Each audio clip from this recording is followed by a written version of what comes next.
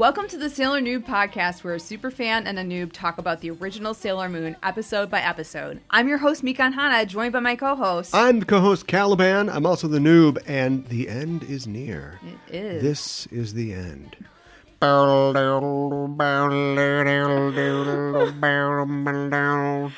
end of the story. No, what?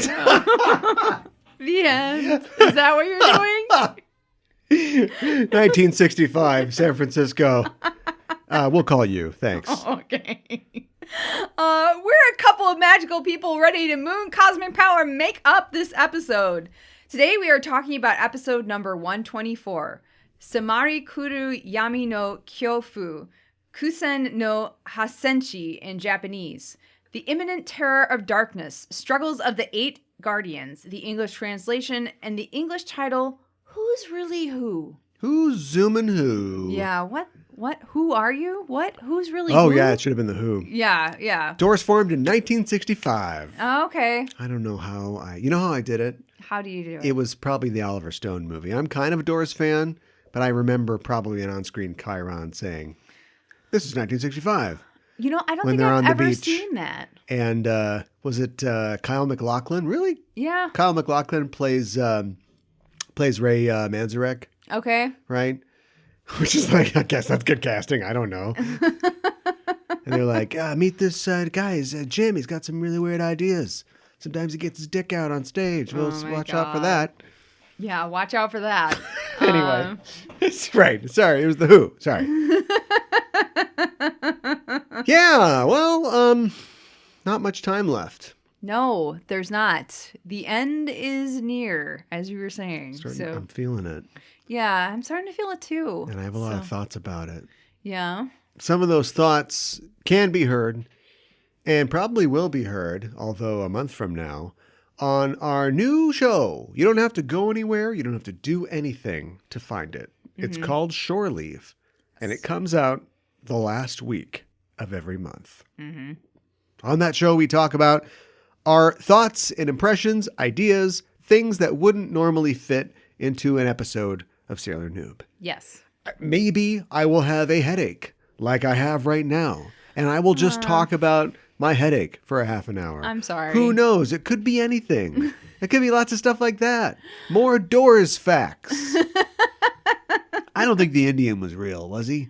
What? You got to see the Doors. I guess I do. You're going to get 20% more of the jokes in The Simpsons if you watch the Doors. Okay. All right. But anyway, yeah. So that show comes out once a month. We just couldn't stand to be away. And we decided that we still wanted to come back and, maybe put some of the things that often just get cut out of the show because they're just not, towards the goal of talking about these episodes. We don't want everybody to miss out on that stuff if you're interested. So put it back into a little show called Shore Leave, where we take a break and talk about the world of Sailor Moon. And if you like that sort of thing and you want more of it, you can find it on our Patreon. And go to our Patreon. Right. Sorry. What she was saying. Yes. Yeah. We got a Patreon, patreon.com/Sailor Noob. But really what I want to impress on the listeners is we need reviews. We do. You want review. You need to get reviews. I am the review. Whoa.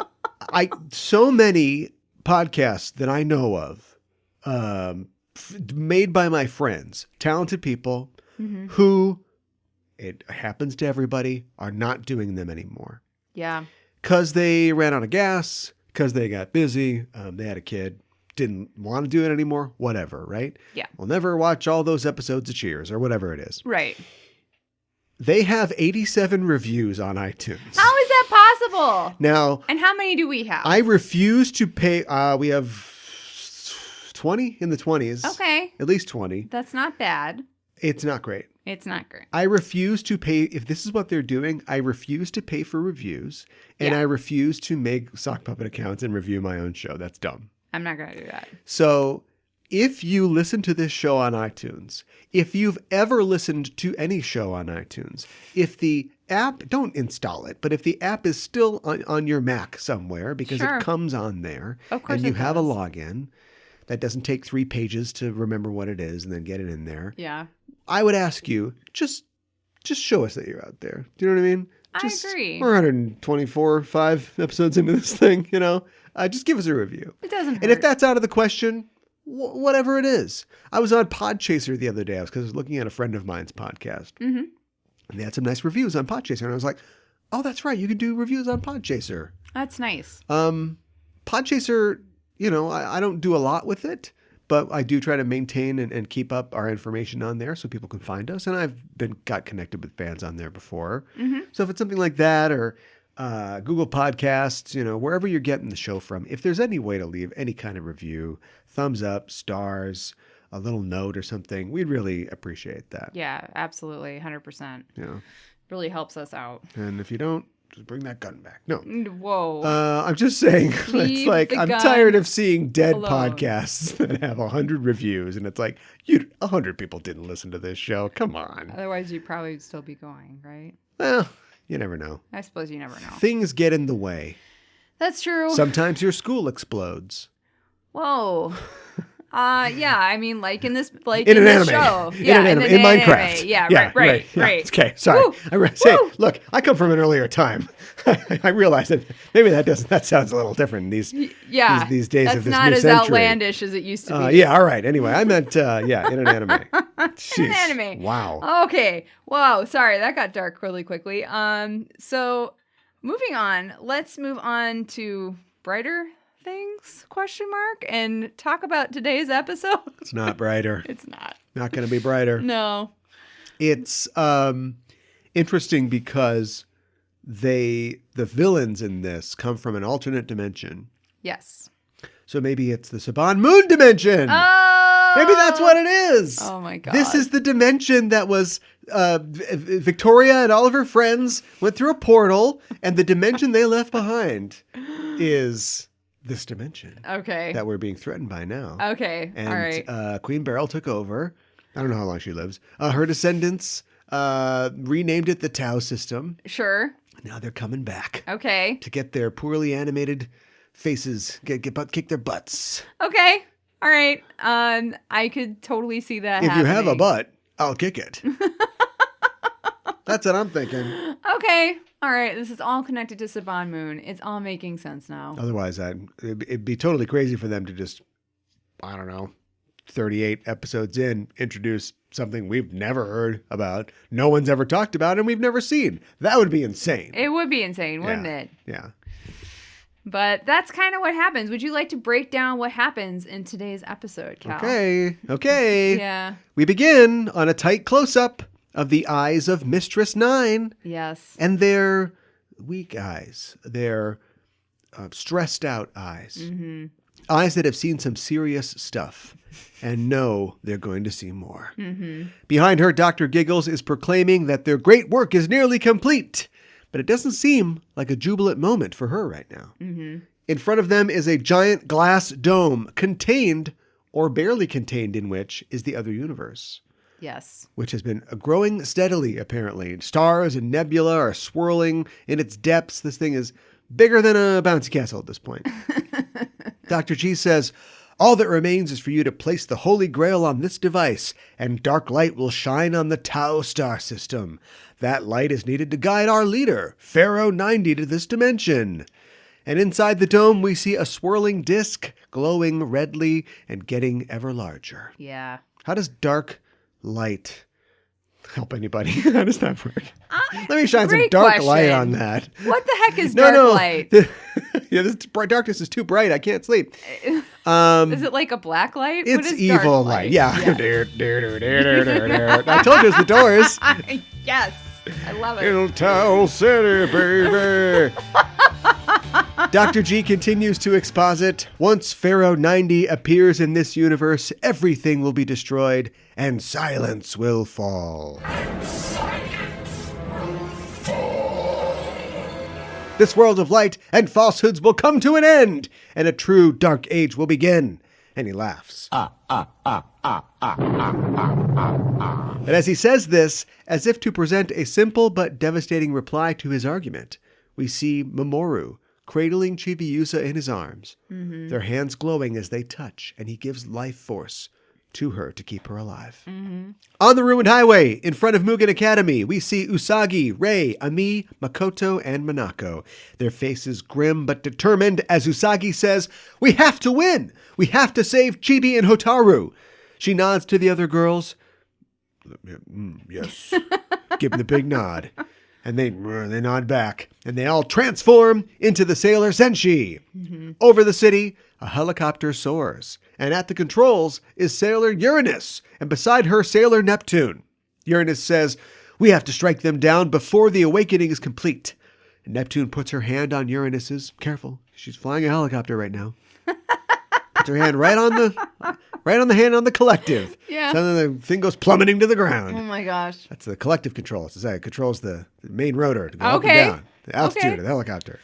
Yeah, you don't want to touch that too hard. Uranus says, yeah, it's not a stick shift. Yeah. Uranus says, "There was no Messiah after all. We have to save the world ourselves, no matter what." In the back seat, Sailor Pluto silently looks out of the window, but her eyes narrow as she bitterly remembers Usagi's words. "I won't let anyone be sacrificed. Reprised. We cut to Usagi and the rest of the Senshi as they charge towards the ruined Mugen Academy. We see Hotaru, now Mistress 9, on a new throne. As she says, "The Holy Grail is near. They're bringing it to us." Dr. G says, "How fortunate. This will simplify everything." Mistress 9 seems pained for a bit, but she continues. "However, we must not let them inside until the awakening is complete." And at this, she is wreathed in dark red energy. Outside, what's left of Mugen Academy Tower begins to glow darkly. Mars stops short and says, "I sense an eerie silence." And as the sailors ponder this, a dome of purple energy climbs up around the tower, leaving only a star-shaped portal at the top uncovered. In the basement lab, we see the many test tubes containing demon eggs begin to boil over and shatter. Thousands of tubes break, and thick, pink sludge floods the lab. Must be Hormel. It's Hormel Labs. Oh, gross. From the pink slime. Yes. From the sludge emerge hundreds of demon eggs that rise into the air and fly out through the air vents. Uh-oh, we're going to have a bunch of random objects become demon-possessed. I know. Look out, it's an angry parking meter. Oh no, it's a hubcap woman who, my God. for some reason, has breasts that are little hubcaps. A demon egg possesses a demon egg. Oh my God. The result, J.K. Rowling. Whoa. Yeah, I said it. Log off. Wow. But that's not what happens. The eggs in their hundreds crack open, spilling out more pink ooze that forms into hundreds of sinister womanly shapes. So the J.K. Rowling thing. I think Sinister Womanly Shapes is like an Eagles song, I think. It's what? Come on, I had a rough night and I hate the fucking Eagles, man. Outside, right? Outside, Mercury is Sure. scanning the building with her visor, and she detects incredible levels of dark energy in the force field. And the only way the sailors can get past it is to sailor teleport. Before the Senshi can assemble, Rei is struck by a dark premonition. And from the tower, a flood of ooze pours out, filling the street. Vicious shapes. They are vicious. Viscous shapes. Viscous? They are viscous. Vicious and viscous shapes emerge from the ooze and launch themselves against the Senshi, landing among them and drowning them in slime. Yeah. This is somebody's fetish. The Senshi God. respond with attacks of their own. We get a crescent beam in there, digging deep. Yes. But the ooze girls keep coming, preventing the Senshi from Sailor teleporting. Sailor Moon says, "Enough!" and gives us the Moon Spiral Heart Attack. Classic Sailor Moon S. A gigantic heart-shaped energy blast envelops the area around them, and hundreds of lovelies can be heard as the ooze girls are vanquished. Yeah. But it's a futile effort as hundreds more ooze come arcing out of the tower, replenishing their numbers. Even Jupiter looks like she's not down to fight all these bad guys. We cut back to Mistress 9, and she looks winded. It's tough making all that ooze. But her eyes flash red as she says, "Mugen is protected by dark energy and has become an Omega Zone." So Whatever that it's means. like no parking on Tuesdays and Thursdays. And every other weekend, I think. Yeah. Yeah. You need a permit to park in the Omega Zone. As she says this, she lifts up her hand, and you don't want your hand to look like this. It's all dark and swirly, and extra dimensional. She's got Lovecraft hand. She does. She says, "It's time for the Holy Grail." And as she reaches out, her fingers seem to penetrate some invisible veil, and her hand disappears through thin air. Yeah. Back on the street, Mars incinerates a column of ooze girls with fire soul, digging deep. And Mercury does likewise with Saban spray. Somehow, Yes. they're water soluble. They must be. These ooze girls. But an ooze head clamps its jaws around Venus's leg. Get away from her, you bastard! And Jupiter is being dragged down by tendrils of ooze. Somebody likes this. Sailor Moon lets go another MSHA, and Mercury says, "We have to teleport now." But before they can execute their teleport, a portal opens in the sky, and that same bad news hand reaches out of it to grab Usagi around the throat. I know. This is like Bayonetta. You think so? She goes, "Wah!" and then she kicks, but she makes like a portal, right? And then a portal comes out, and then a big version of her hand or her foot that's made out of her hair. Because remember, it's her hair. Oh, that's right. I forgot that attacks, it's her hair. And Hotaru's hand is all like striated. It's all like hatched, right? Yes. So it's like Bayonetta. Which, speaking of somebody's thing, Yeah. Bayonetta, it's a weird S&M vibe. Oh, totally. Are you freaking kidding me? All the creatures are like moaning when she's like killing them and stuff like that. The whole thing is very sexual. Yeah, what's going on, Hideki Kamiya? Yeah. It kind of reminds me of Aeon Flux a little bit. We've got, you see a cat suit and the suddenly tight it's outfits Aeon and Flux, stuff. I guess. Yeah. Although that's a weird S&M vibe too. It is. Maybe Kamiya's like, okay, look, watch this cartoon. Now we want to make this. Only angels and devils for some reason. And they're like, okay. And then he's like, and weird no, hair. Wait. I want to make sure you understood the assignment. Oh my God. No. We got it. We understand. Bigfoot coming down, stepping on an angel's nutsack. Oh my God. Well, Usagi's not moaning. She's gasping for air as the hand throttles her, and we get a series of blood red still shots of the sailors reacting. Yes. It's like when everybody in Dragon Ball goes, huh? Huh? Huh? Go, huh? But it's like blood red.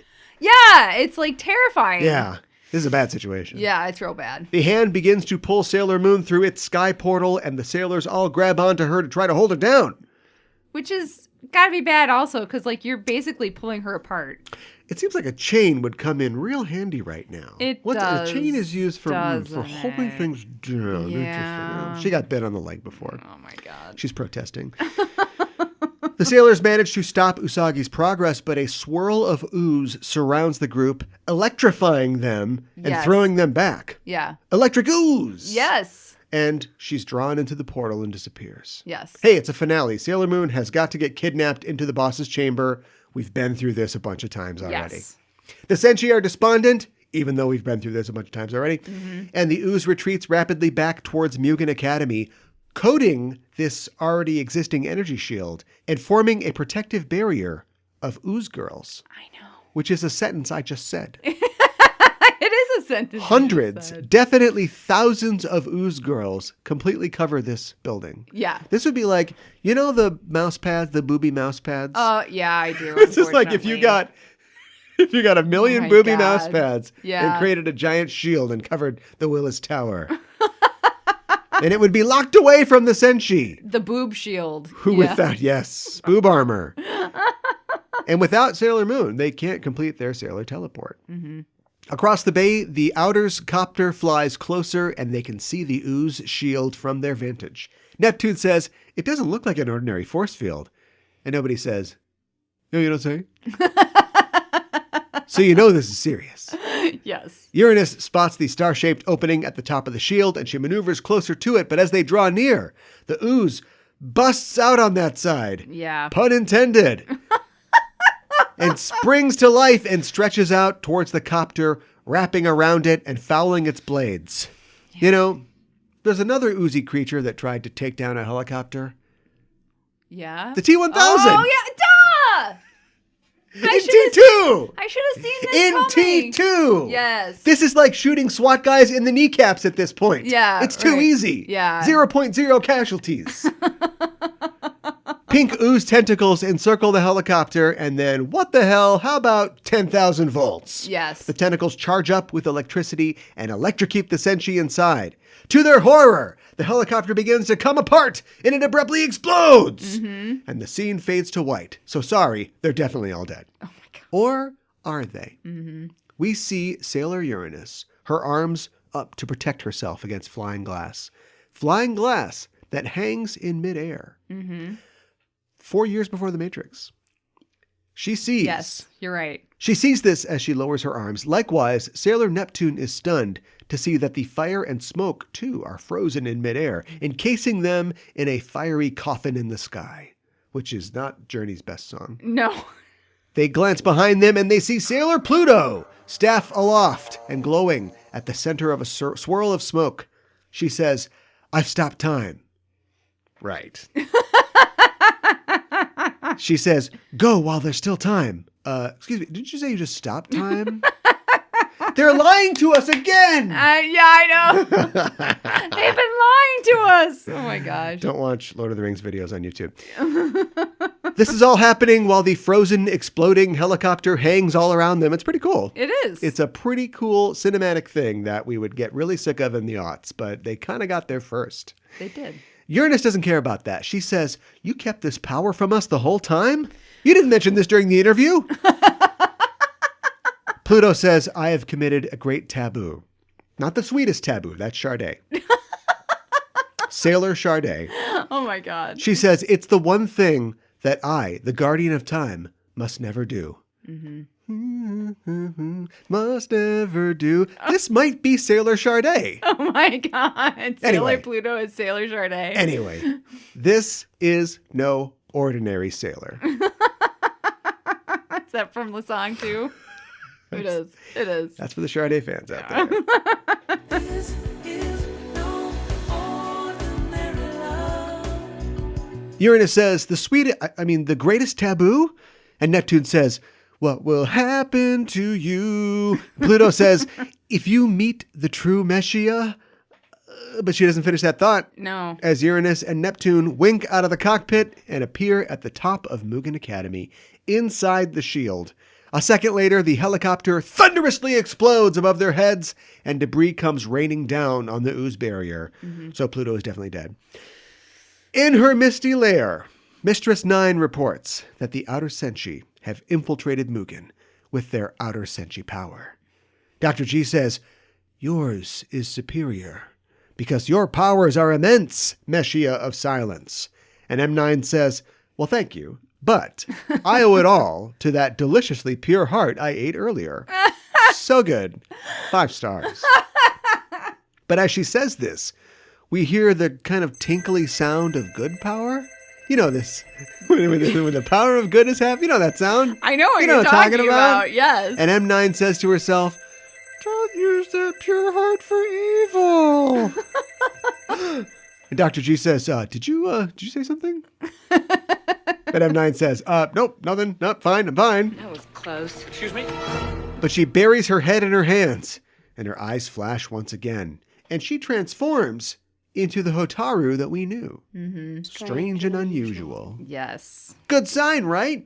Maybe not, because she begins to float into the air Yeah, bad sign. and says, "I'm going to get the Holy Grail. You take care of the Sailor Guardians." And Dr. G says, "What, me?" She says, "Use the dolls that you created. Go demon germatoid." And I don't know if this is important, but we see that her throne is surrounded not by stuffed animals anymore, but these weird, pathetic-looking statues of people with these tortured expressions. Very I kinky. didn't catch that. Like Pompeii victims, where they find people yes. just like coated in ash. Oh my gosh. Yeah, it's really dark. Yeah. Anyway, that's dark. outside the academy, the ooze dome around the building begins to expand, pushing its way into the city. Mercury detects this on her computer, and the sailors decide that the best they can do for now is to stop the wall from expanding. To do that, each of the sailors goes to a separate corner of the city block that Mugen stands on. They hold their hands out wide as energy shoots out of their hands from each sailor to the next, forming a square barrier to contain the ooze. This is a new thing, and it is awesome. I agree. I don't know what this is. I don't either. I kind of doubt this is... What is this? But I don't care. It's pretty cool. Yeah, I love it too. It's a really cool thing. I like that they just go and they do it, and they don't ask questions. They're just like, this is what we have to do. But what of Sailor Moon? We find Sailor Moon coming to in darkness and holding her throat where she was being choked earlier. Mm-hmm. How do these girls explain all the bruises? Great question. They must be like really great at makeup tutorials ligature or marks something. on their necks. Yeah, right. Oh my gosh. There's some cops in white gloves showing up at the Chiba household. Oh my god. As Moon gets up, she sees Hotaru lying limp on the ground some feet away. They can just blame it on Hotaru. Oh my god. She's got a known record of showing up in class and people are hurt. That's I don't remember true. doing it. She doesn't remember doing this.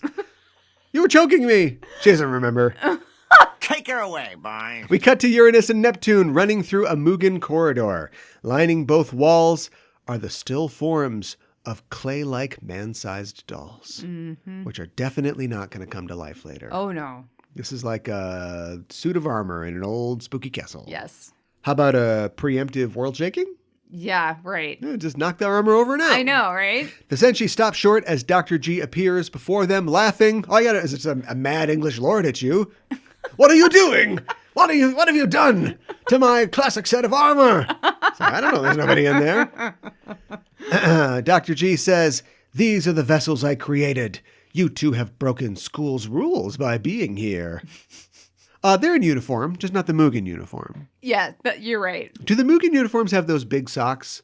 The Ryuzu Sokusu? Oh, I don't think so. I think Dr. G would want to. Give me some big socks. If I see an ankle, that's it. Detention for everybody. Oh my I god. don't want to see a single ankle in here. Okay. All right. Cover those ankles up, girls. More ooze. Uranus says, "Stick to your sense of justice. Those are your words, school president." Got him. Dunking on him with the rule book. Yes. Dr. G says, "It's too bad. I really wanted outstanding students to be vessels for demons, just as this man, Suichi Tomoe, is." And he laughs crazily as red fire and a yellow and black pentacle-eyed tentacle beast emerges from his face. I know. A pentacle tentacle. The limp form of Professor Tomoe slumps to the floor as the huge flower-like creature looms over Neptune and Uranus, shrieking. Neptune says, "He was possessed by a demon after all." Yeah. Uranus says, "World shaking." Yes, and thank blasts you. the creature, which explodes and showers the corridor with ochre ichor. That's a good way of describing Pentacle it. tentacle, ochre ichor. This is easy. Screw you, Gary Gygax. Lurker, come on. Oh my gosh. The ichor does not remain in torpor, however, Oh my god. as each little bit of goo scurries into the bodies of the dolls lining the corridor. You know, there was somebody else who was blown into bits of goo that scurried all over the place. Okay, forget it. D2. With hideous laughter, the dolls come to life, and the voice of the Dr. G demon says, "Too late! I've analyzed all your techniques. You can't defeat me. For I am Legion," he should have finished. He should have. Yeah. They were going the biblical route. As the dolls move in to finish the Senshi, that's when the deep submerge happens and blasts the first wave of dolls. But they're soon replaced by the second, and the battle begins in earnest. And Uranus and Neptune just start beating doll ass barehanded. But the numbers game catches up to them, and they end up entangled in the stretched doll's limbs. Yes. I don't want to undersell the laughing here. There's a lot of laughing. Oh my god. So Everybody's much. laughing, except for Uranus and Neptune. Yeah. They exchange a look that says, if this is their end, they're ready. But suddenly, before each of them appears a glowing light, tearing to shreds their bonds. The talismans that they unknowingly carried appear before them. And as they grab them, the ass-kicking music starts. Yes. And we get a rock album cover pose that should be on 1 million conversion vans. I agree. Demon G can only say, "Nani?" as Neptune raises her mirror and the dolls before her begin to fade from existence, showing them only one doll remains. The doll that contains the demon egg that controls them all. Uranus takes a more direct approach and unsheathes her sword, charging at the remaining doll and stabbing it in the face. I know. Causing it to unravel and explode, revealing the stabbed through demon egg, which crumbles to the ground as the remaining dolls disappear. Uranus says, I thought I heard Pluto's voice. And as the Senshi run to their next challenge, they reflect that the Deathbusters have become more powerful, but they won't lose to them. That's right. Behind them, the prone Professor Tomoe weakly says, Hotaru. Back to Sailor. What's going on with this guy? Yeah, I know. Back to Sailor Moon, who is cradling Hotaru, who says, I heard them say that if Super Sailor Moon illuminates the Holy Grail in this room, the enemy will be destroyed. Also, it's good luck to give $20 to a strange and unusual girl. Quick, do it. Yeah, right. Sailor Moon says, okay. And as she stands up, she says, I'm glad you're all right, Hotaru. And Hotaru's like, same to you. Great. Now quickly, Usagi, do it for Chibiusa. Ding, ding. Wait a minute, Usagi thinks. And she says, hey, how do you know I'm Usagi? Yes! I know. Yes! I know. Secret identity slip up. I love it. This is a huge hero moment. I know. Usagi is not a dumbass. I know. Hotaru's expression immediately goes from beatific to bitchy as she smirks evilly. And Usagi says, you're not Hotaru, are you? Hotaru, here are the quotes, says, oh no, this is Hotaru's body. LOL, I assimilated her. She says as she begins to float above the ground. Usagi can only gape as Hotaru says, I am from the Tau star system, a life form from an alternate dimension who has taken Hotaru's body. And she transforms back into Mistress 9. Yes. And Usagi's like, do you want that $20 still? Or? Just then, Uranus and Neptune open a door. It's like a panel door. I know. With a knob. I mean, a door's a door, but you just think like evil lair, rubble all over the place. Door opens. Hello? Yeah, it's weird. Like, who's their contractor? Neptune says, for the sake of the future of this planet, we will defeat you. But Sailor Moon says, wait. And M9 only laughs as the very space behind her splits and pulls back to reveal the giant dome containing the alternate dimension. Yeah. Mistress 9 turns to address the dome and says, Master Pharaoh 90. That's my favorite rapper. Which he was in one of the Wu-Tang guys, right? Yeah, that sounds about right. Master Pharaoh 90, please wait just a little longer, as the Senshi can only stare in shock and confusion. This is an anime. Yes. It's also Ghostbusters 2. Oh no. Is it really? Please, Yep. Please explain. You know Ghostbusters 2? Yeah. What happens to New York in Ghostbusters 2? Is Is it flooded with pink ooze? Oh my God, you're right. Is the end of the movie the Ghostbusters trying to get to a possessed object/person that is inside a building that is covered by a giant dome of pink ooze? They really went hard on this Ghostbusters thing, didn't they? Right? Yeah. And the more I thought about it, because I've mentioned Ghostbusters before, Yes. earlier in the season, but the more I thought about it, I went, no, this has been Ghostbusters 2 this entire time. Because in Ghostbusters 2, the ooze infects everyday objects and gives them personalities. Oh my God, the daemon. Yeah. Yeah. It possesses a toaster, Right. a bathtub, Right. the Statue of Liberty. Exactly. Which That's is an what's- everyday object, but yes. Well, that's in the harbor every day. That's true. That's what's happening. The demon eggs. That's what's happening here. 100% correct. Yes. Oh my The only God. thing we're missing is Naru and Yumino to have a nerd romance like Yes. Janine and Lewis. Yeah. They just cut that part out. They cut that part out. We did have that fun like little game show thing like with them very, very early on in the season, but they just did not keep that going. That's true. And there's kind of there's two babies. Kind of. Kind of. Hotaru's a baby. Hotaru and Chibi's Chibi's a baby. babies. They're the babies. They're the Sade babies. So the only thing that we missed is that Walter Peck from the EPA comes down and he says that the sailors they've wrecked the city and who knows what's in this ooze. They Sure. take him in front of Tokyo's mayor, right? Yes. And then Sailor Moon's like, it's true, Your Honor. San. Subtitle, this man has no dick. Well, that's what I heard. I love it. Right? And the mayor's like, subtitle, get him out of here. They take him away. That's all we're missing. And you go, wasn't it Ghostbusters 1? No, they're the same movie. That scene happens in both movies. Does it it really happen in the second one? And too? it happens in Ghostbusters 2016 as well. Oh my gosh. Only they add the funny bit about, like, you're like the mayor from Jaws. It's like the only funny thing in that movie. It's like, you do not call a mayor the mayor from Jaws. I am not the mayor from Jaws. Because isn't the mayor from Jaws so ineffective? Yeah, he gets 3 people killed. Yeah. Also, he's got terrible fashion sense. He wears a blazer with little anchors on it. But Oh, well, there you go. he lives in Cape Cod. What do you want? Wow. Yeah. Stuff is happening What an in this episode. episode. Yes. And we are heading to the end. A couple comments. Apocalyptic imagery. Yes. That comes with the territory. So no big surprise, but cool and interesting to see it. I've also it's a long story, but I've been rewatching the Resident Evil series of films. Sure. Which, as they go on, have an increasing amount of apocalyptic imagery. That tracks. I guess I just thought about that. Yeah. There is a point where Uranus says, there was no Messiah after all. Yes. And it might have just been a line that communicates her sense of, returning to her hopelessness / self-confidence. Like, get up. I'm going to have to do this. Like I always do. I'm going to take care of Nobody was going to come to save us. That's so I'm gonna exactly take care of this. That's exactly it, I think. Because there is a Messiah.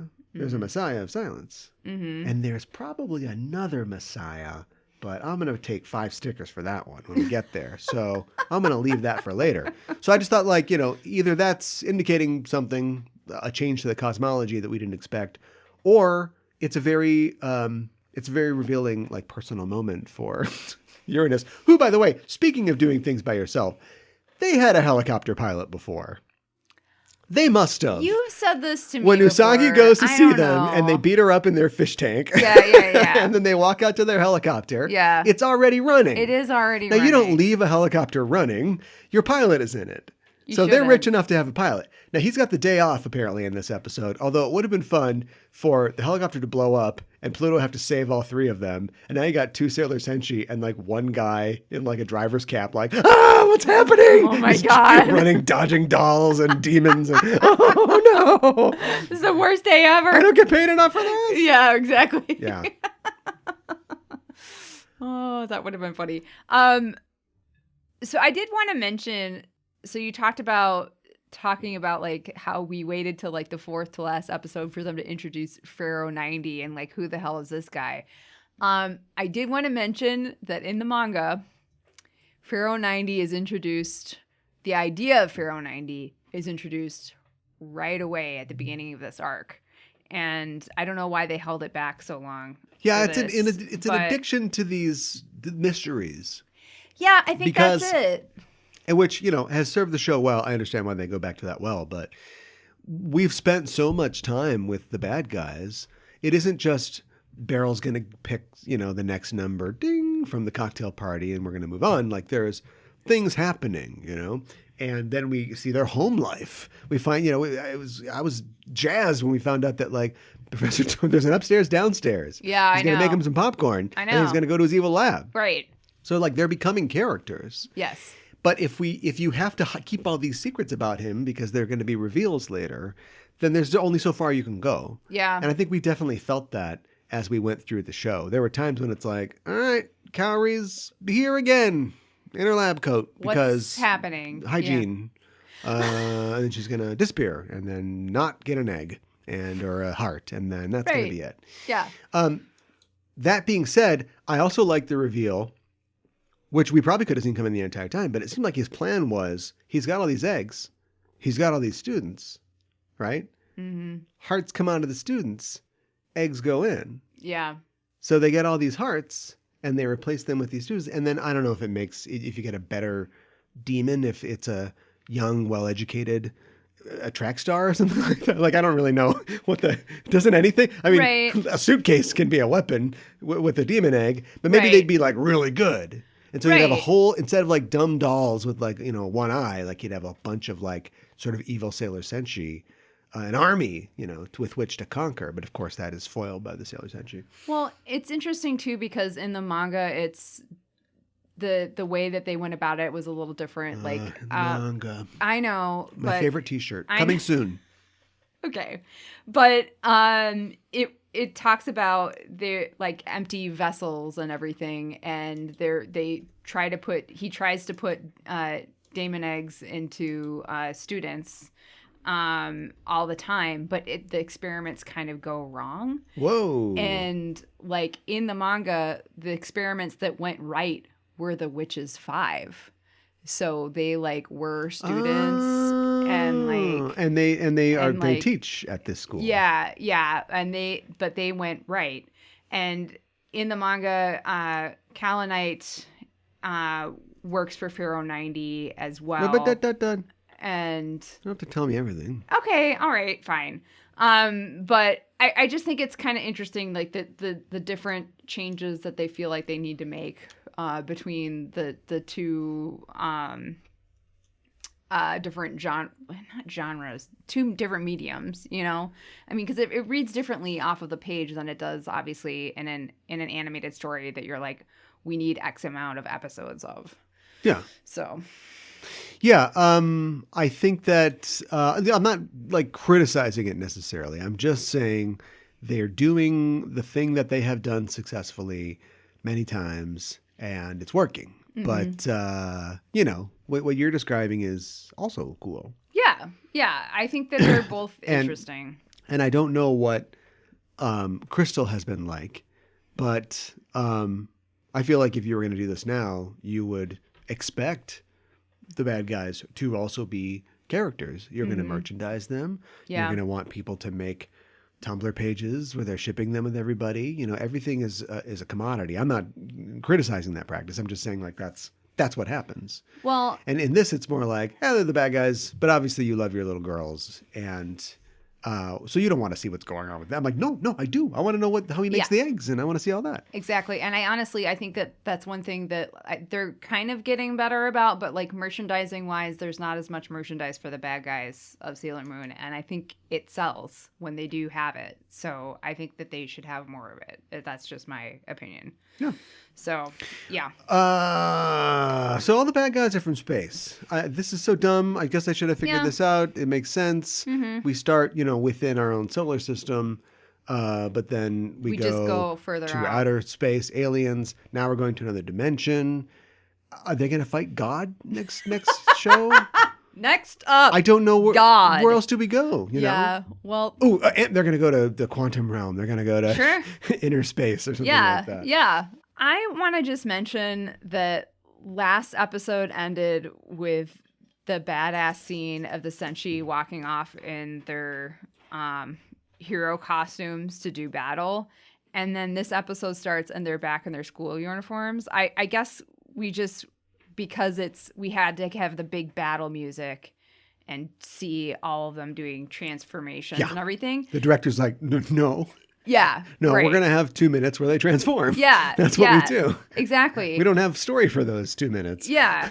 So, but yeah, I did think that was cool. It just was like, wait a minute. They already were in their uniforms. Right. So it kind of takes you out of it a little bit, but. Have them put something on.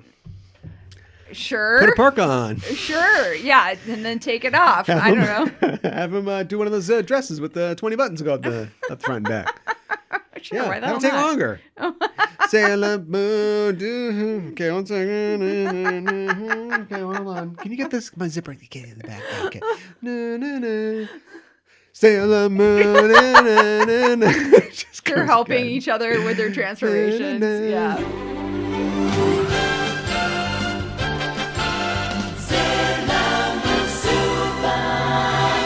At Cinema Recall, we want to present to you the finest in film analysis.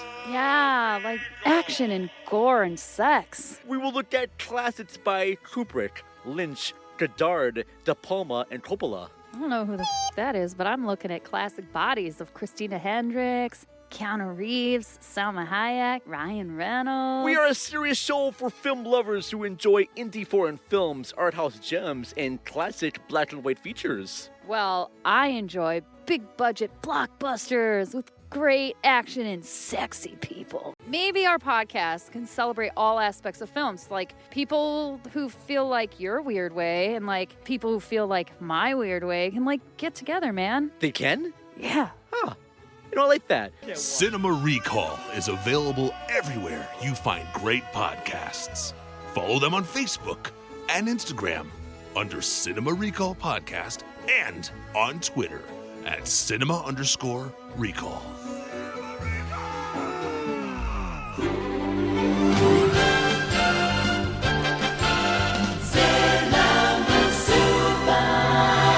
Today for Kyoro Miru, or Curiously Looking Around, where we talk about elements of Japanese culture within the episode, we're going to talk about earthquakes in Japan. Stop.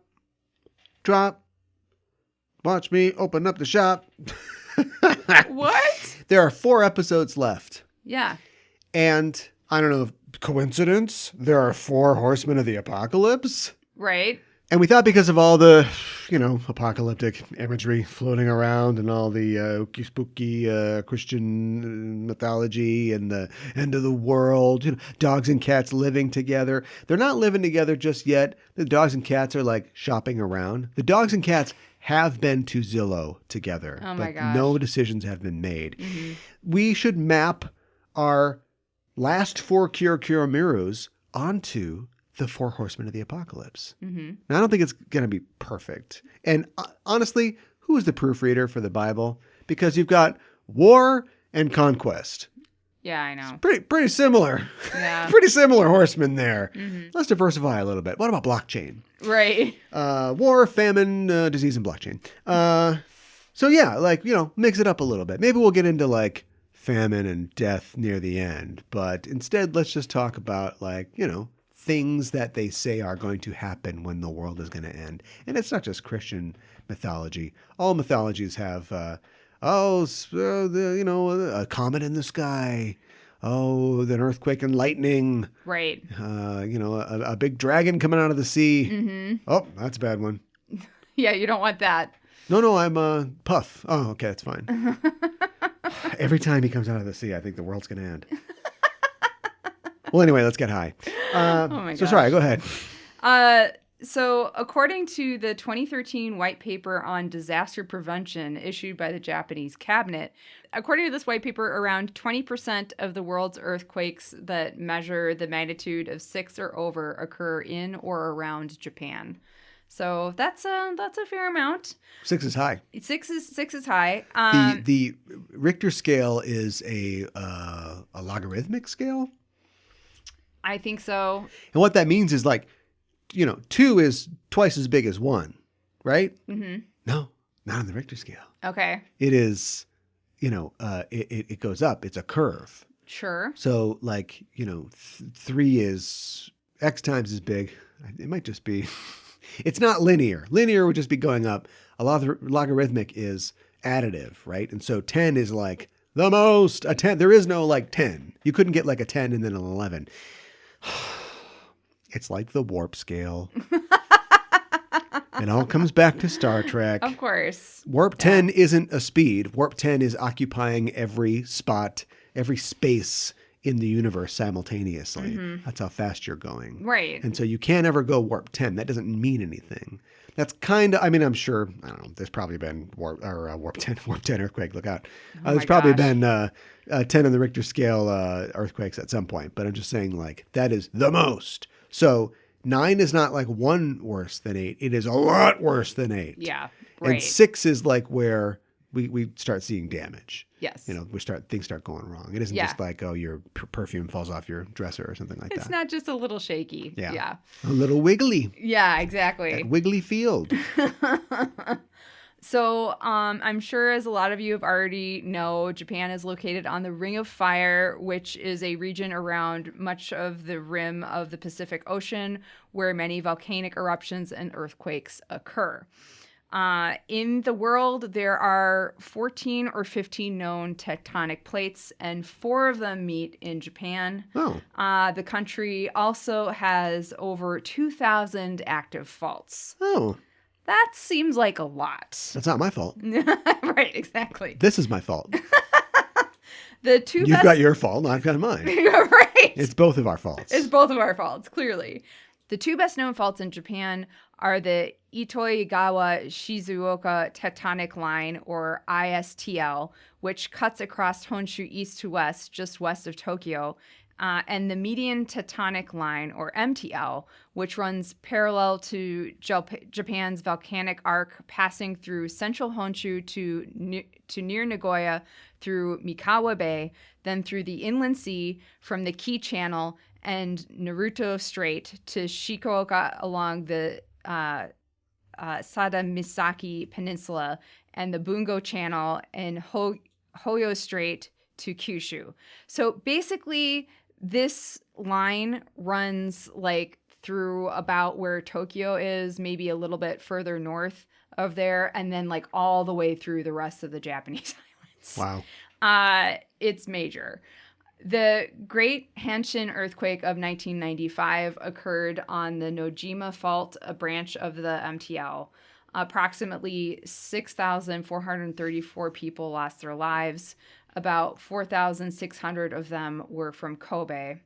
Among major cities, Kobe, with its population of 1.5 million, was the closest to the epicenter and hit by the strongest tremors. It's sometimes referred to as like the Kobe earthquake. Kobe, oh my God. Yeah. Well, or it's like, the big Kobe earthquake of 1995. So that's what they're talking about, but a Great Hanshin earthquake. This was Japan's deadliest earthquake in the 20th century after the Great Kanto earthquake in 1923, which claimed more than 105,000 lives. Most of the largest earthquakes in Japan are caused by subduction of the Philippine Sea Plate or Pacific Plate, with mechanisms that involve either energy released within the subducting plate or the accumulation and sudden release of stress in the overlying plate. Subduction, going under. Yes, exactly. Overlying, self-evident. Yes.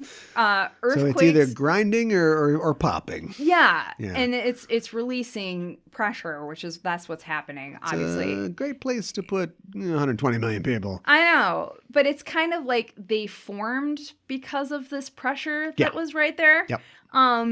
Earthquakes of these types are especially frequent in the coastal regions of northeastern Japan. The Great Hanshin earthquake belongs to a third type called an, quote, inland shallow earthquake. Earthquakes of this type occur along active faults. Even at lower magnitudes, they can be very destructive because they often occur near populated areas and because their hypocenters are located less than 20 kilometers below the surface. So, it's a lot of friction happening close to the surface, which it makes more sense that it's going to be more catastrophic as well. It's funny that plate tectonics is just a theory. Is it just a theory? Well, we don't have a time machine to go back in time. I guess go, we can't cut there into it is, the Pangea. Yeah. I'll show this Polaroid to everybody. Yeah. But I mean, it's a theory that works, and so that's our theory. Yeah. It's those Himalayas didn't build themselves. No, right. I mean, they did, but you know what I mean. Well, and I think that something that's kind of fascinating and scary about earthquakes is it's something we're still learning about. Yeah. And I think that that's kind of scary because, they can happen. Well, I shouldn't say they can happen at any time. We're trying to figure out and predict There's when so little they happen. that we know. Yeah. They really shouldn't have made that Irwin Allen movie. Shame on him. We don't know anything about these things. No.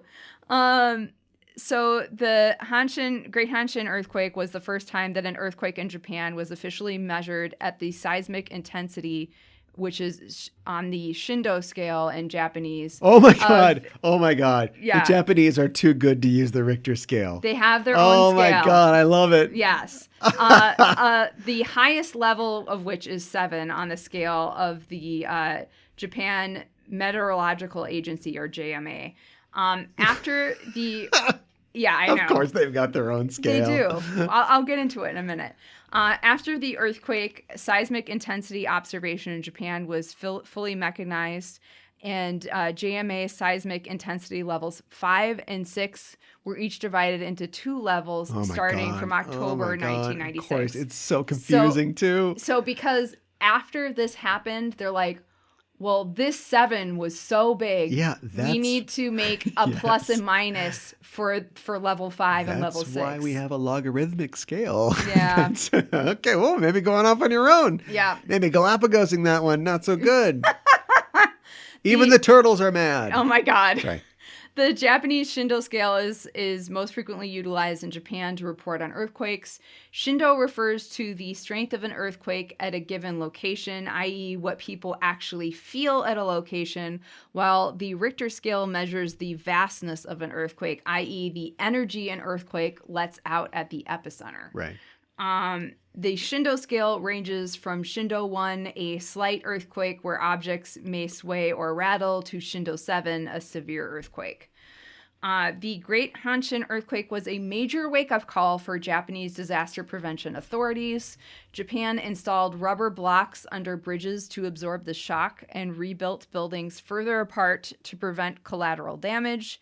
The national government changed its disaster response policies in the wakes of the earthquake, and its response to the 2004 Chuetsu earthquake was significantly faster and more effective.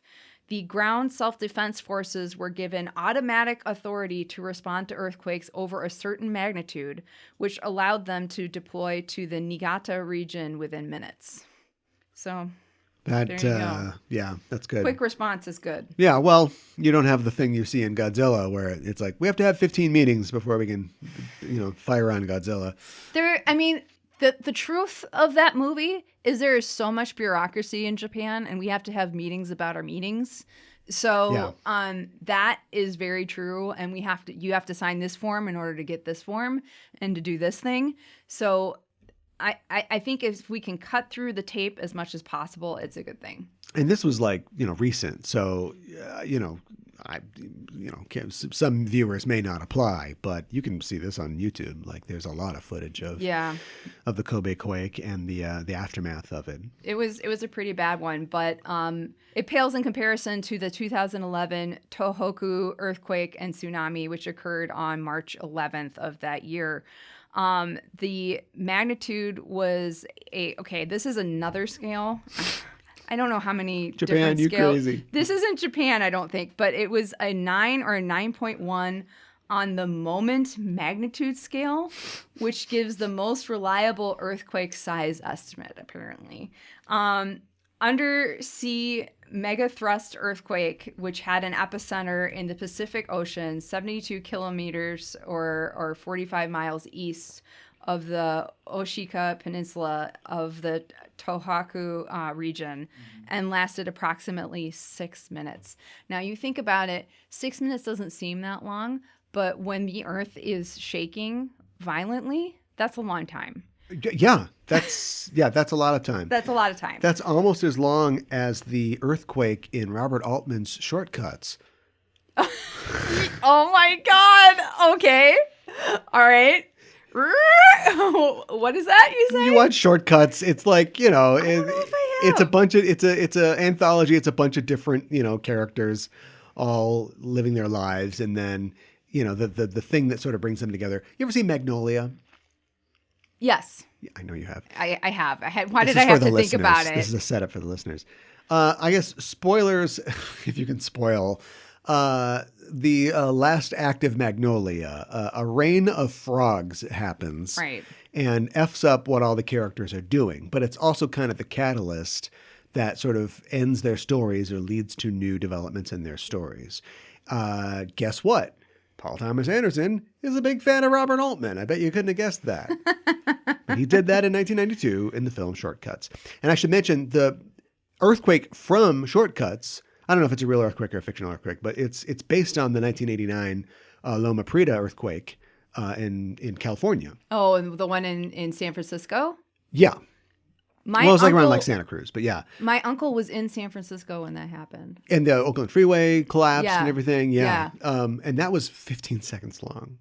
Holy cow. Yeah. Really? So 6 minutes is an That's interminably long a earthquake. really long time. So the disaster is often referred to in both Japanese and English as simply 3.11, which is read Santen Ichi Ichi in Japanese. It was the most powerful earthquake ever recorded in Japan and the fourth most powerful earthquake in the world since modern record keeping began in 1900. Wow. The earthquake triggered powerful tsunami waves that may have reached heights of up to 40.5 meters or 133 feet. Oh, hang 10. And yeah, I know. In Miyako in Tohoku's Iwate prefecture, and which in the Sendai area traveled at 700 kilometers or 435 miles per hour and up to 10 kilometers or 6 miles inland. Residents of Sendai had only 8 to 10 minutes of warning, and more than 100 evacuation sites were washed away. So they had sites set up for earthquake evacuation, and they were washed away by the tsunami waves. Everybody meet in this storm drain, and then we'll... I know.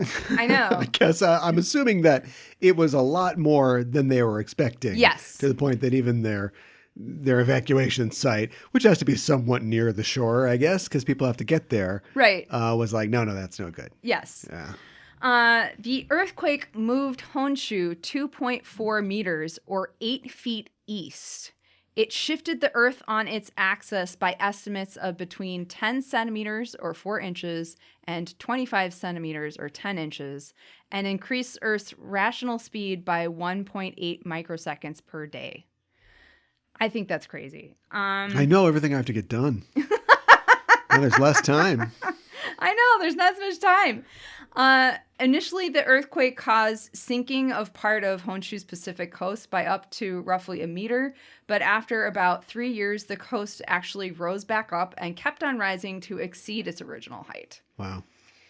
The official figures released in 2021 reported 19,747 deaths, 6,242 injured, and 2,556 people missing. Wow.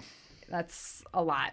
The leading causes of death were drowning, which was over 90%, burning, which was 0.9%, and then the others being crushed by the buildings and stuff like that, which is just really depressing to think about. In Japan, given how frequent earthquakes occur, all homes are built to withstand some level of shaking. Houses in Japan are built to comply with meticulous earthquake-proof standards that have been set by the law. These laws apply to most other buildings, such as office buildings and schools.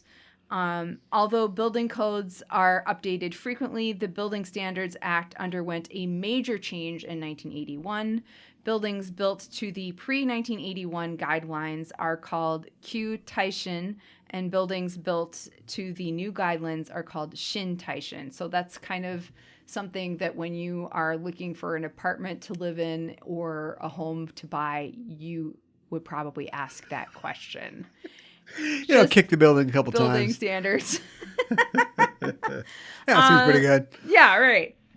So there are 3 types of earthquake-resistant Shin Taishin construction methods. Taishin is the basic earthquake resistance required by law. So this is like no extra bells and whistles. Taishin states that beams, walls, and pillars are thicker to give more strength against an earthquake. But this does not include a dampening system most of the time, so the shaking feels stronger to people who are in the building. Seishin is the second level, which includes vibration control. Seishin includes dampers that absorb some of the energy of the earthquake and reduce the shaking felt by an earthquake. This is more expensive than the basic method, but less expensive than the next level. And Menshin is the third level, which includes a seismic base isolation system. This is considered to be the safest method.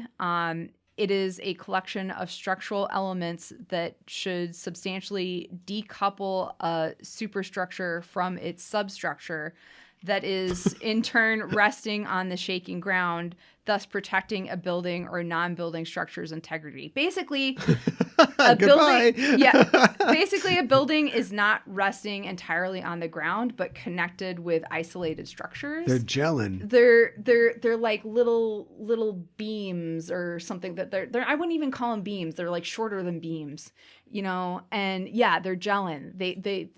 I've seen like they've done like videos of like this is a building that has no isolation system, base isolation system, and this is a building that has a base isolation system. Very costly documentary.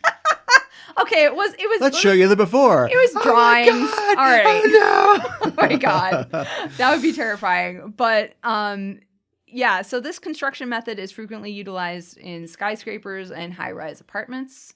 So in particular, very tall buildings. Yeah. I do want to mention too, like, Japan does have other things that it comes into place with earthquakes. Like if you, for instance, have like a severe storm might be coming in your area, like a lot of times your phone will let you know, hey, a severe storm is coming. Well, like they have something similar. They have an earthquake alert, like that there's sensors in the ground and they'll send something to like all the K-ties like a couple seconds before to try to usually give people some time to find some cover.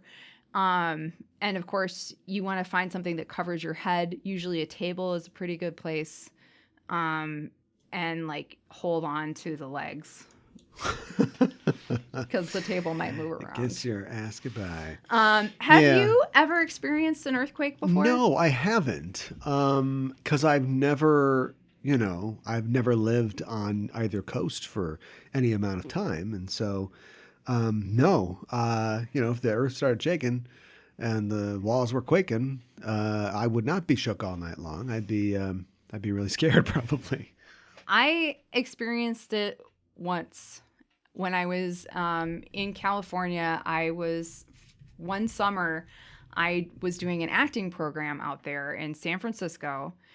And we were doing this part where we say these lines all together, and it's very powerful. And at the end of these lines we say together, we breathe together with like 3 breaths. And in that space, worth every penny. I know. But just let me finish.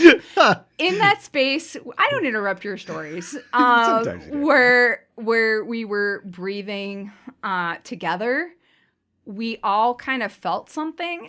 And I remember I looked at my instructor's face and I just saw all the color drain out of him. And I was like, oh, something, it wasn't just like chills, like something is happening right now. And it felt like because we were in a building, but it felt like the floor was like liquid. It was kind of scary. And so we had to we took the stairs all the way down. And it was only like a level, like a 4 on the Richter scale, and it didn't last too long. It was fine, but I was out there with another gal who is from Minnesota, and she was not fine. She was freaking out, and I was But you were breathing together. I know, but I was like, I'm not that freaked out, Yeah. I'm like, I'm okay. It's going to be all right, So it's like, it's scary, but like a 4, I now that I've experienced it, it's like, I can handle it, but it is kind of scary. It's scary when the ground shakes. Yeah. Well, I mean, if you feel it in your gelling building. Right. People, I'm sure, are pretty used to it by now. But, if you lived at any time before the industrial age, in your 2, maybe 3-story building tops, if it's not the temple or the emperor's palace, and it's all wood and it's all bamboo and that lantern goes over. Yes. Uh-oh, we got a lot of problems. There's a lot of problems. There was a time... In Japanese history, in the middle of the 19th century, there was a series of quakes called the Ansei Great Quakes. And there was like 7 different earthquakes in the course of like 5 or 6 years. Yeah. And it caused, thousands. And every time that they had like, all right, we got this back up on top of the other one, shakes. It's like, oh, dang it, and it falls over again. And the weird thing is, I don't know who's proven right by this, but it was like right after Admiral Perry showed up, right? Oh, great. In the ships, the black ships, great, right? Great. So it's just like, oh, does this mean anything? Sure, we'll do a deal with you. Oh, I'm sure did we a lot make of a people mistake? felt that way at that time. Well, it's funny because you would think like, oh, Susanoo is mad, or something like that. But people blamed it on a giant catfish. Yeah, there's this myth that Or there's Namazu? a giant Yeah. catfish in the... Which seems like a funny, sort of whimsical. Oh, that giant catfish. Here, buy this ukiyo-e print of the catfish. I know. Sorry about your brother and his family. God. Yeah. Well, something else that's really scary is a lot of times earthquakes can have foreshocks and aftershocks. And Right. sometimes they can be not, obviously they're not as bad, but they can be really strong. Like for the 2011 earthquake, there was a foreshock that was, I think, a 6 on the, and there were aftershocks that were 6. Yeah. So, I mean, it's still like pretty high. And the scary thing too about earthquakes is like you can have aftershocks like years later. Yeah. It's like technically an aftershock. Yeah. Which I'm sure that people who are used to, living there understand. Like when there's a big earthquake and then there's a little rumble after, people aren't thinking, your friend from Minnesota is probably going to be like, oh, it's never going to stop. I know, right? I'm surprised that your professor, though, maybe your professor was recently fairly new to California. I think he knew. I think he was just like, oh, crap, I got to get all these people outside. Worked at UC Oakland in the late 80s. And he's just thinking, no. I think he was just like, I have to get all these people Not outside, again. like, safely. And, not all I just of them. got them breathing. Yeah, right. Together. What a pain. Itadakimasu with Usagi. What did Usagi eat in this episode? No food. We ain't got time to eat. No time to eat. A bunch of dolls ate fist, knee, and shoulder and elbow, though. Yeah, that's true. And they ate whatever the green sludge was on the ground, which I guess was germatoid. So Ichor. yeah, right. Ochre ichor. That sounds so much better. Speaking of, villain gauge, we rate a baddie 1 to 5 dark stars, 5 being the most wicked.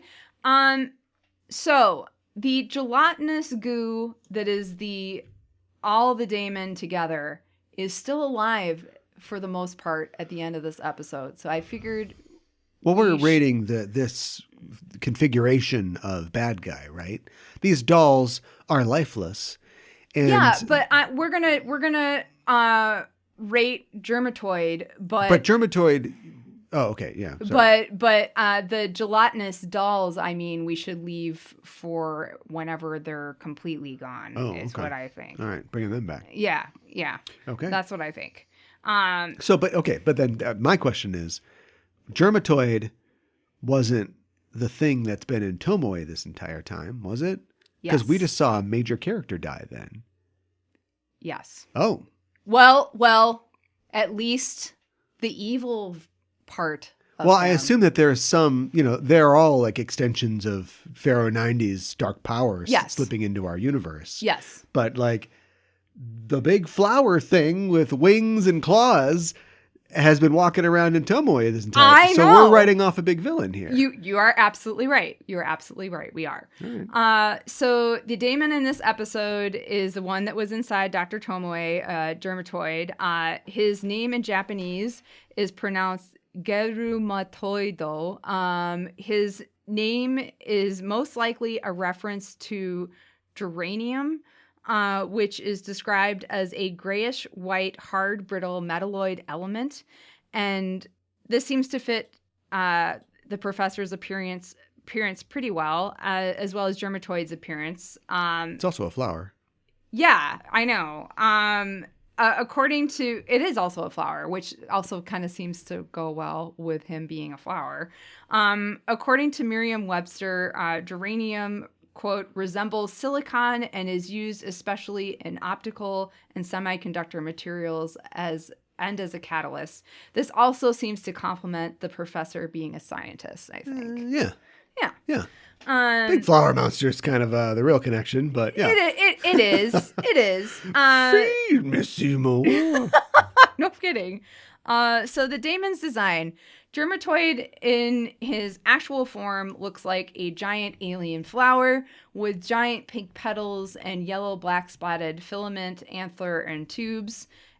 His head has a goofy smile and one eye whose iris is a yellow star.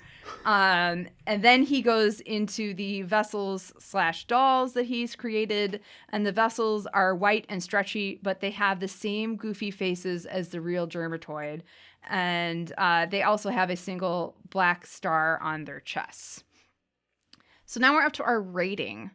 Since Germatoid is a daemon who was possessing Professor Tomoe, we have to keep in mind that, like we already talked about, that this is the evil side of the professor that we are rating as well, and in this as what we see in this episode. So Germatoid's design is really creepy, and the vessels are as well, though they are also really simplistic. I love that Germatoid's iris is a yellow star and it's a single eye, so he had to keep that and the goofy grin for the vessels that he created and for Professor Tomoe, who has the star on the one side of his glasses. That's the mark. Yes! Of the beast. And honestly, or it's just like squeezed into him and then like that part's popping out still. He can't get the whole thing into him. That's another way of interpreting it, but I just love that that's what he has to keep that. That's his, that's what he is. I love how the vessels are just filled with air and are super bendy when Uranus and Neptune punch or kick them. And I mean, they just seem like they're like kind of like flat, like balloons almost, the way they kick them. Yeah. He has them all twisted up in knots until Uranus and Neptune hear Pluto say that the talisman, and then they are called forth. And he goes out laughing, and I think it's what he would have wanted. If it was just the episode, I don't think I would rate him so highly, but I love Professor Tomoe and how evil he is 1 minute and that he's laughing about something the next. So I have to give Germatoid 5 out of 5 dark stars. I don't even, it's too much. I don't deserve it. They should have sent a poet. They should have. The fact that we have to say goodbye to the character of Dr. G after all this time and everything that he's done. And he doesn't, let's say, get thrown up against a wall and dies. He turns into a giant flower monster. I know. He's a mean green mother from outer space. He is. Yeah. He absolutely is. He is a giant plant from outer space. Mm-hmm. Triffid or Little Shop. Take whatever you want. Yes. So that's fantastic. And then how do I say goodbye to yesterday? To Tomoe. Ooh. I don't even know, like everything that he's done and everything that he's brought us, and just like, dearly beloved, we are gathered here today at evil Mugen Academy to bid farewell to Professor Tomoe. Just like, I hate the fact that he's like the first major male villain. Sorry, Rubeus. And sorry, Demando, but the guy shows up, way at the end of our the first major male villain, and he's like the best. He's just the best. He's 5. Yeah, he's a 5. Every part of him is a 5. There is no part that's not a 5. And he probably likes Quiet Storm music, a little smooth jazz. Uh-huh. I want to prolong this moment. I don't want this moment to end because I want to stay here with him in this moment. I want to breathe with him. But ultimately, we got to let him go and just give him a 5. Yeah. And I like the dolls. I mean, we're not really rating them, but they look like human beings from Community. They do look like human beings from It Community. makes them so much worse. Yeah. So much worse. Yeah, you're absolutely right. Oh my gosh. If only we got a couple more episodes. Why couldn't the flower talk to him or come out of him or something like that? You know, just That would have been that interesting and little terrifying. about 30 seconds of a flower before it explodes. Before it explodes. But knowing Yeah. that it was there the whole time. Oh, absolutely a 5. I know. There's no 6. It has to be a 5. I do want to mention we do have a farewell, my lovely, to rate Yes, we this episode. So, farewell, my lovely, where we rate the way they go out.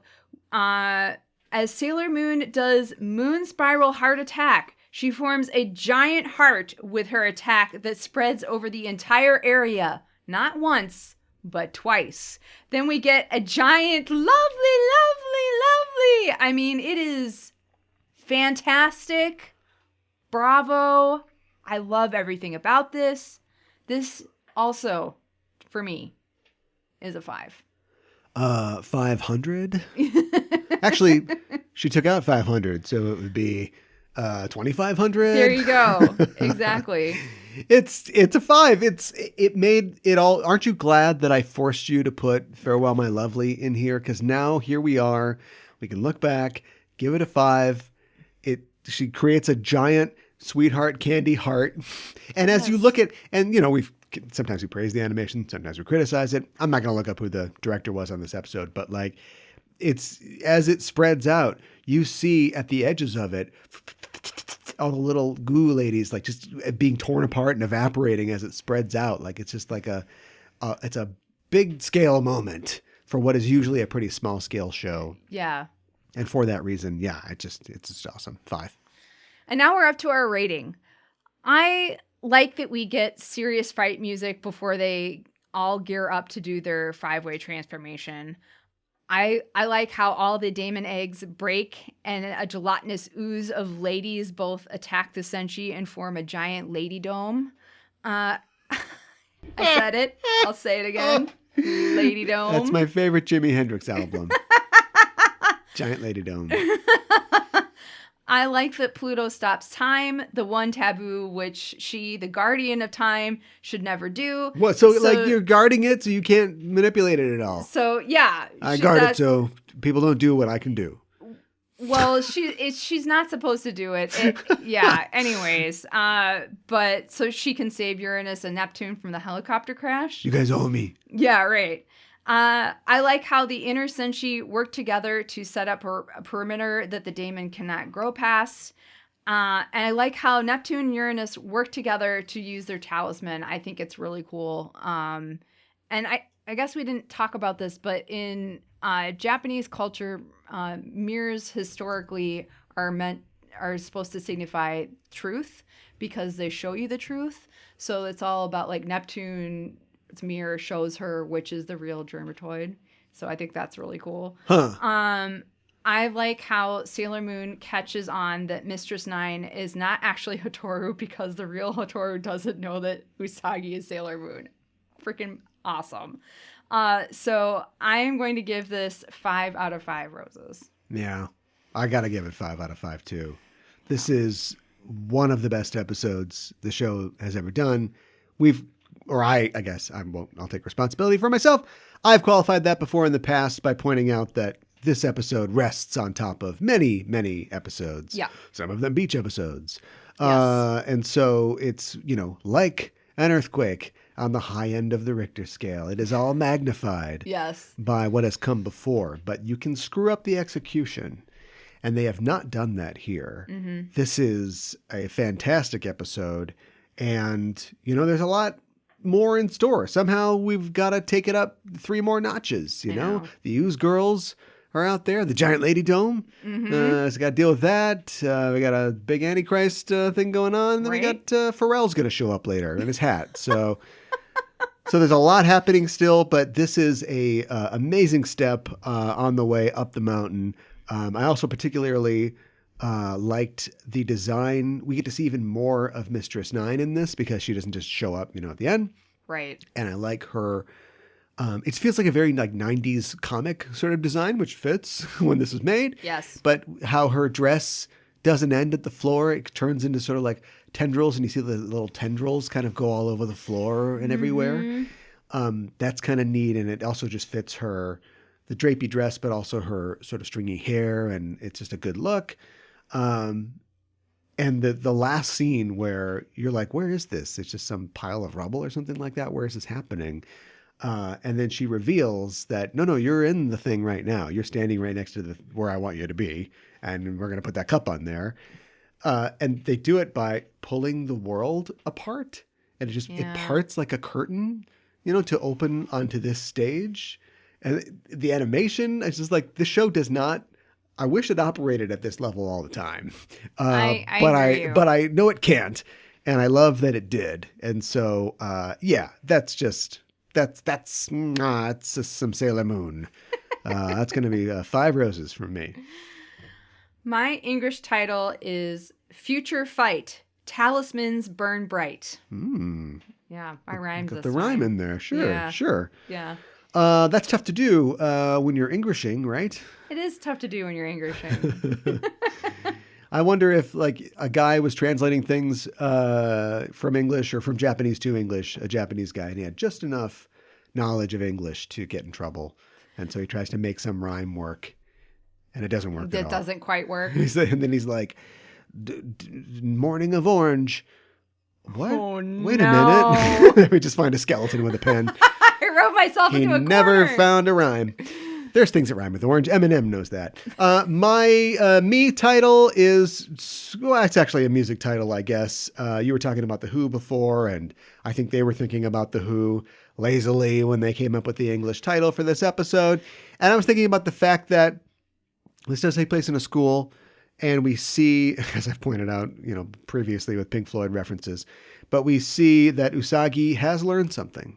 That she, at the beginning of this entire season, committed to becoming better and being worthy of, not only Damien's love, but also the title of Sailor Moon. And we see that in a critical moment where she could have really messed up, which she'll probably do in the next episode. But for this part, she knew herself, and she knew where she was, and she knew the situation good enough to not fall for this trick. Yes. And I thought that was really good.